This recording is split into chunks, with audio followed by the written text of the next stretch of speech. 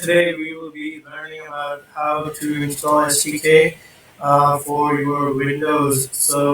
I have gone to the AGI website to their download. Check this URL out, and you'll find all the resources. Once the download is complete, it will look something like this. Uh, I have extracted all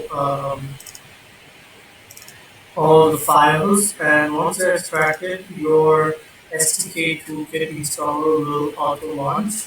Once it launches, you'll basically have a version of STK available. Usually, it's only one because you only download one of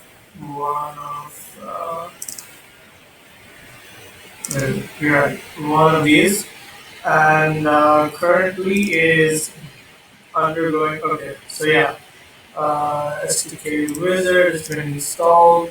That's great. Welcome to the installer. Next, I accept the license terms and agreements. Nobody's gonna actually read that, but okay.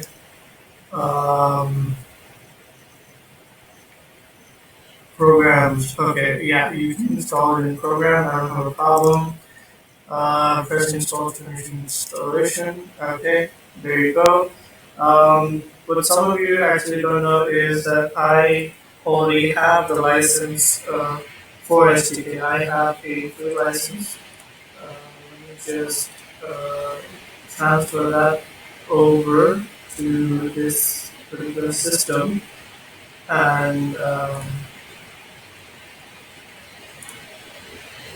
yeah, let me just transfer that. And as you can see over here, it's still installing.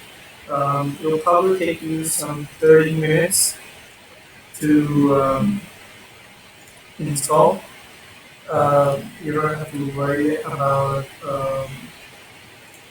time for sure.